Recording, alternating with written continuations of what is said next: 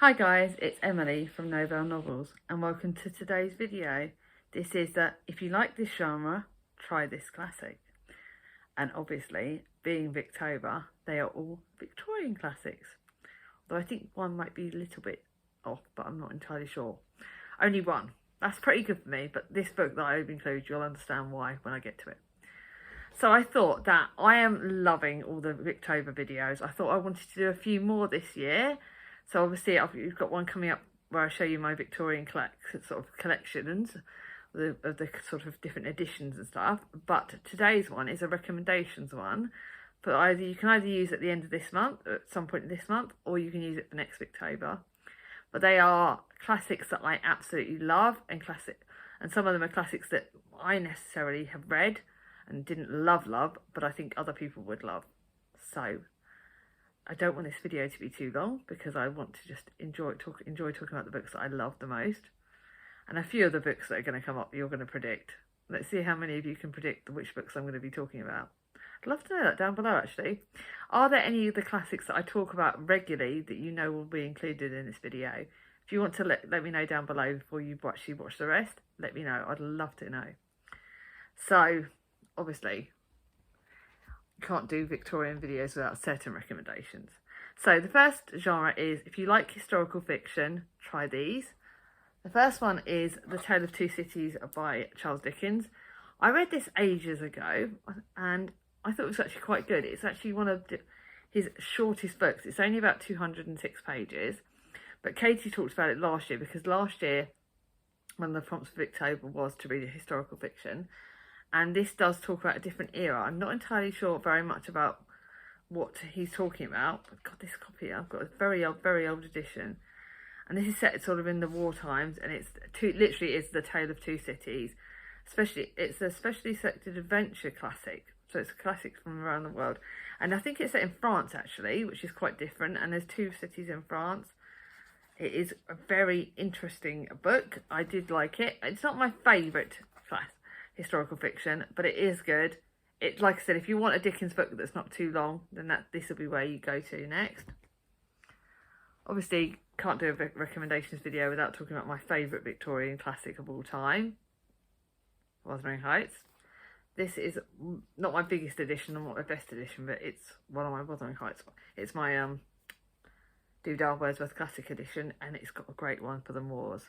Now, I didn't realise this was historical fiction, but it's actually set further in the past than Victorian era. It's actually set in the past because obviously we start off with our narrator Nellie, and she goes back to the start of the story. So we start off in the present time, and then we go back to when Cathy, the Earnshaw, and Heathcliff, their adopted son, so to speak. And it starts off when they're young, when they're children. So we meet Cathy, Heathcliff, and Cathy's brother, and we meet all of the other family that we talk about a lot. Even though I read this book all the time, we've got the Earnshaws and then we've got the other family. And I cannot remember their name because even though this is my favourite book of all time, my brain has died. But I literally love this book. It is absolutely amazing. It is Emily Bronte's only novel. This mainly is about Cathy and Heathcliff and the Earnshaws, and then, Catherine's brother Hindley, who he has a bit of a rough time, and then you've got the other family who they then marry into, and it's very much gothic-y romance. And it's not a romance, it's definitely historical fiction. It's set in the Yorkshire Moors. It's fantastic. It's one of the best books of all times. It is not a romance. It's bloody depressing. It's gothic, it's dark, it's mysterious, but it's one of the best books I've ever read, and I need to reread it again because I could reread it over and over again. But like I said, it is historical fiction because it is set before in different time eras. Then the other historical fiction book that's not Victorian, but it is a good historical fiction classic, and that is War and Peace. But it is a tome. It's over 1,000 pages. It's I think it's Leo Tolstoy's work. Yeah. It's very good. There's certain bits that I enjoyed the most. I think I like the wartime bits the most, not the other bits, but I loved it, and it's really good book. So I did think War and Peace, it's a tome. It's one that definitely needs to be read over a longer period of time, but it is very good. So now, if you like romances, I'm going for my two favourite genres really. romance is in Victorian books are very different, but they're very good. And I've got ones from different authors because I think that's a really good way of doing it. So one of my favourite romances is got to be North and South. I plan to reread this next year. I think either next year or the year after. I really want to reread it. It's my favourite book by Elizabeth Gaskell, and it's got an amazing romance in it. It literally is about and it's the class dynamics. It's amazing. It's about Margaret Hale, the romance between Margaret Hale, who's Southern born, and John Thornton, who's a young Northern mill owner. Oh my God, it is amazeballs. It is literally talking about the class divide, the industrialisation in the north at this time, and someone from going from the south who was previously very well off goes to the north and finds that it's very different. But the romance in this is so good. There is a lot of death and a lot of other stuff in it, but it is very, very, very good. I literally love that book. And then one that's a romance that's on a romance in a different spiel is obviously Jane Eyre. Now we know that her romance is with Mr. Rochester, who is like one of the bad boys, but their romance changes. This is also a very good coming of age book, and that's one of the prompts for this year's coming of age. So if you want a good coming of age book, this is very good about this, because we start off with Jane Eyre when she's very young, and we go to her later life. Her romance with Mr. Rochester isn't a bed of roses. I'm not going to give any spoilers, but there are some definite great points in this. And I love to hate Mr. Rochester. He is one of my favourite male in all the classics. And then another romance, which I only discovered recently, is Far From the Madding Crowd. And this is the romance between Bathsheba Everdeen, and she has 3 different guys on the go. She's a right naughty one. This is my second favourite Thomas Hardy, and she has 3 different suitors: a Gabrielle Oak, who's a humble sheep farmer, Frank Troy, a handsome and reckless sergeant, and William Boldwood, a prosperous and mature bachelor. Each very different, and Bathsheba Everdeen is a very naughty girl. But I loved this book. It's a great romance because it's not your typical romance, and Bathsheba is not the typical girly girl. She's a feisty chickadee, and she can't make her decisions between the 3 men. This is a good fun romance. Another Dickens this is a romance, but it's also a coming of age book, and it's David Copperfield. It is my favourite Dickens book, although, like I said, I'm going to be doing a Dickens project next year where I'll be reading all his other big tomes. This is a tome. David Copperfield has different romances within this book. I'm not going to give spoilers as to who he goes with, but he starts off as a young boy, and we stay with him until he's a father. I think he's a father at the end of it, but it's bloody good. It's amazing. It's a real coming of age book. There is so many twists and turns in this book. It is my favourite Dickens by far. It has the best TV adaptation that I've ever seen so far, the film David Copperfield, which was done amazingly. It is one of the best classics ever, and I've only read it once, but I need to read it again. This is the thing with classics, there are so many, and I want to read them all, and it's like I need to get like certain authors fully read before I can then go on to another, then go back and reread the books. But that one is amazing. David Copperfield is brilliant. And now I wasn't going to include this genre, but I decided that I would like to show you a couple of poetry books. So if you like poetry books, I've read William Wordsworth. I read this on my first Victober, and again, this is another book I need to reread. And this is Selected Poems by Wordsworth. I've got some other poetry books that I'm going to be reading next year. So my love story poems, and that's got poems for different things. But this is quite a good one. William Wordsworth is Victorian. He did do the poems, and it was quite a good one. Again, I can't do another. There's the Bronte books. I've just realised that I've not actually included an Anne Bronte book in this. Shocking. But this is another book I read last year, and this was Selected Poems by Cura, Ellis and Acton Bell, which is all the Brontes. Cura, Charlotte, Ellis, Emily, Acton, Anne. And this is poems by all of them. And I love them. Obviously, I'm going to say Emily's my favourite. You know Emily Bronte's my favourite. Wuthering Heights is here. And there is a poem in this called Hope. And I think it's Hope. Is it Hope the one I've left? Or is it there another one? I've literally saved poems. So I think it was Hope. Hope was but a timid friend. She sat without a grated den, watching how fate would tend even as the self-hearted men.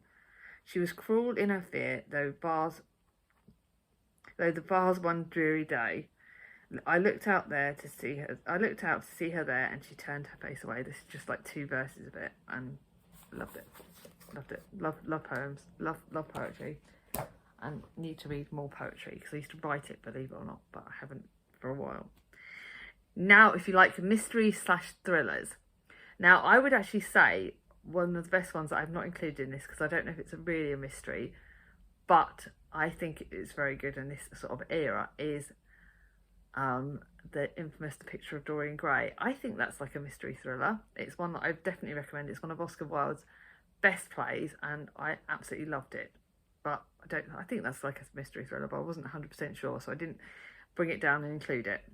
But my 2 favourite mystery thrillers have got to be Lady Audley's Secret, which I read last year by Mary Elizabeth Braddon. I want to find Aurora Floyd by this book and by this author, and I'm going to get that for next October. But this was amazing. I first read it last year for the sensation novel, and it is literally one of my favourite classics now as well. I only read it the once, and Lady Audley, God, she's got a lot of secrets. She's a really bad girl, and you've got a lot of mysteries in this, a lot of bigamy and arson and murder, and it's like sensational, and I love sensation books, and it's just absolutely amazing. I know a lot of people are reading it this year, and I thoroughly recommend it. If you want to get started on Victorian classics, this was one of my favourites from last year. And obviously, I'm going to say The Moonstone by Wilkie Collins. I've got 2 editions of it. I love it this much. It was again read last year. Very mysterious. My sister Charlie has recently read it though, and she has got a few more bits out of it, like the references with Robinson Crusoe. And then you've got the Moonstone is a priceless Indian diamond which has been brought to England as spoils of the war and given to Rachel Verinda on her 18th birthday. That very night the stone is stolen. Suspicion falls on the hunchback housemaid, on Rachel's cousin Franklin Blake, on a troupe of mysterious England jugglers, and on Rachel herself. And then you've got different narratives again, different sort of, and you've got Sergeant Cuff is called in and help of Betteridge, and then you've got, it's just so good.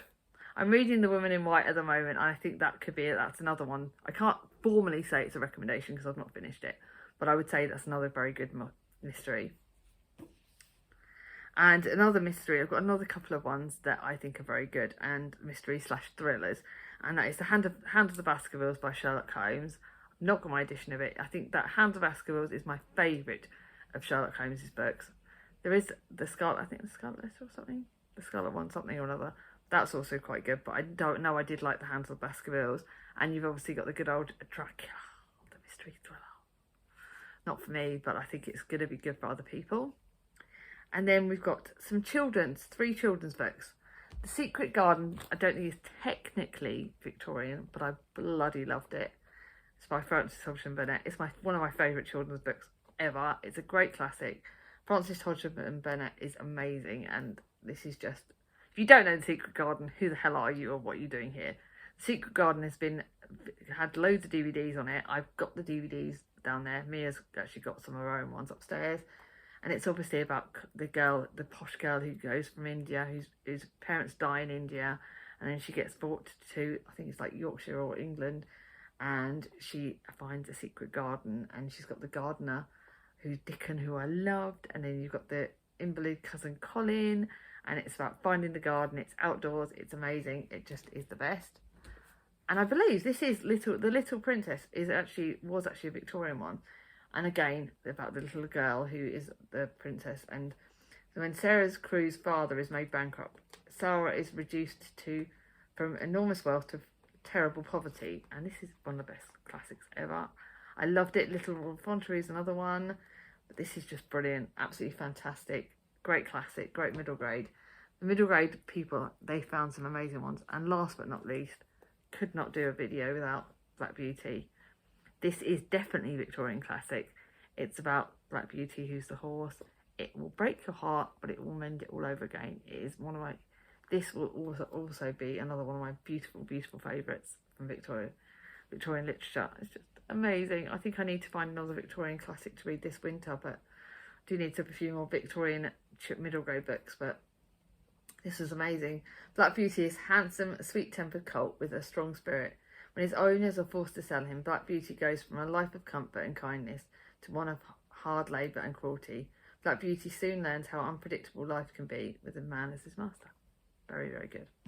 And lastly, I've got a couple of non-fiction ones that, to me, they're obviously about the Brontes, because I need to get more non-fiction books about other Victorian authors, and I think that's something I'm going to look forward for next year. But the two that I've got at the moment, one that I'm reading at the moment is Selected Letters by Charlotte Bronte. And I've only read about 20, the day of filming this, I've only read about 20 of them. And it's definitely showing me the different sides to Charlotte. I'm finding out a lot more about Charlotte through this letters.